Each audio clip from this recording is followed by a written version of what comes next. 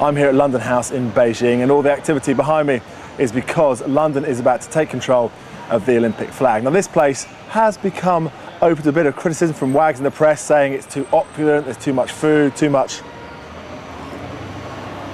perfectly chilled wine. I disagree. It's all about making sure that we are prepared, that people get a glimpse of what London's going to be like. And who better to talk to than the man who's going to take control of that flag, Boris Johnson. China wanted to use these games as an advert for its progress over the last couple of decades. It's definitely done that in a sporting sense. How about the development of it socially?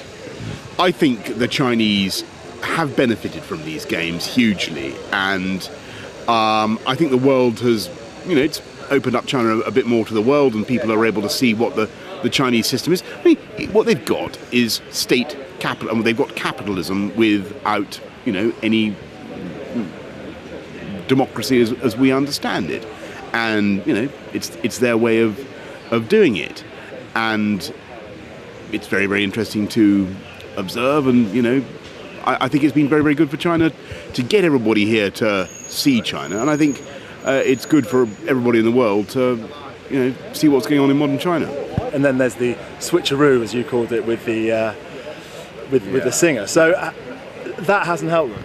I think when people look at what the Chinese have done, I think people are overwhelmingly dazzled and impressed. And I think they've laid on the most wonderful games. And, it was the great American muckraking journalist Joseph Lincoln Steffens who went to the Soviet Union in 1921 and said, "I've seen the future and its work." Well, I tell you, I've seen how the Chinese have done it. I've seen the future and its work.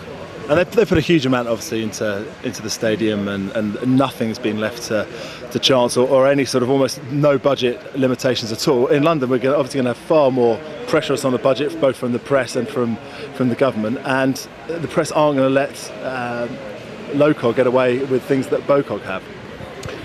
I think we're going to lay on a fantastic games, and it's vital that we don't let costs get out of control. But I've no reason to doubt that we are going to deliver brilliant, beautiful games for under the 9.3 billion ceiling. And we've got the handover coming up in a couple of days' time, the 20 minutes of the closing ceremony. I've heard the Chinese aren't particularly happy because they still blame Britain for the role in the torch relay fiasco. For them to give us 20 minutes of the closing ceremony has been a little bit tense, I think, in some of the rehearsals. So what do you think we're going to do there to make ourselves stand apart from the Chinese show?